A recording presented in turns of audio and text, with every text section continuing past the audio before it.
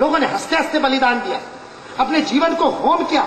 स्वतंत्रता सेनानी यहाँ बैठे, इन्होंने अपनी जवानी होम कर दी राष्ट्र को स्वतंत्र करने के लिए। क्या स्वप्न देखे थे, उन सपनों को साकार करने का दायित्व हमारे युवाओं के कंधों पर है। क्या हम अपना जीवन लगा सकते हैं? देश के लिए मरने की तो आवश्यकता शायद आज न होगी। माननीय एकनाथ जी रानड़े, जिन्होंने विवेकानंद केंद्र की स्थापना की, दिल्ली में किसी के घर पे रुके थे, वहां पर सुंदर एक भारत माता का चित्र था और उस भारत माता के चित्र के नीचे लिखा था, who is ready to die for the country. Eknath ji ने वालेचा जी को कहा, अब ये वाक्य बदल दो और कहो, who is ready to live for the country. कौन देश के लिए जीवन जीने को तैयार है? ज्यादा कठिन है। एक गोली खा करके शहीद हो जाना संभवतः सरल होगा,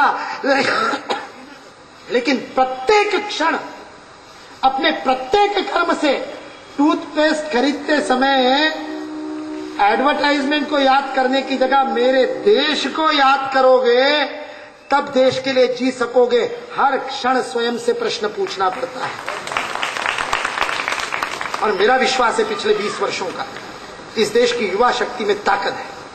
इस देश की युवा शक्ति करके दिखाती है। फिर करवट बदल चुकी है, फिर उठ खड़ी हुई है तरुणाई। दिखता नहीं ऊपर से। तेलुगु में कहावत है, चटाई के नीचे पानी आता है तो जब तक गीला नहीं हो जाता तब तक पता नहीं चलता। इस देश में क्रांति नहीं होती है, इस देश में हमेशा उत्क्रांति होती है।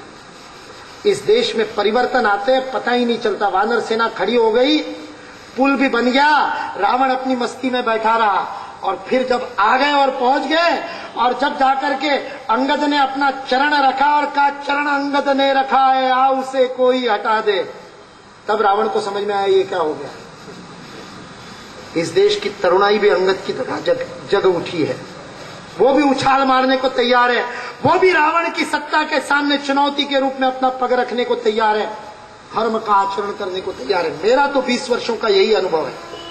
मैं नहीं मान सकता कि भारत माता वंध्या हो गई, या वीर प्रसविणी भारत माता आज भी वीरों को जन्म देती है।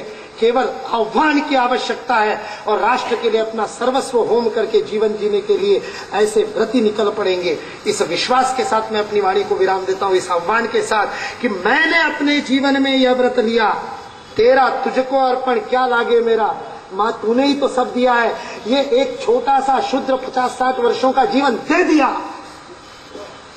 मैं आपके सामने भी झोली फैला रहा हूं, आह्वान कर रहा हूं, अध्ययन करे, समर्पण करे, अपने समय का दान करे, इस राष्ट्र धर्म को जीवन में आचरण में लाने के लिए।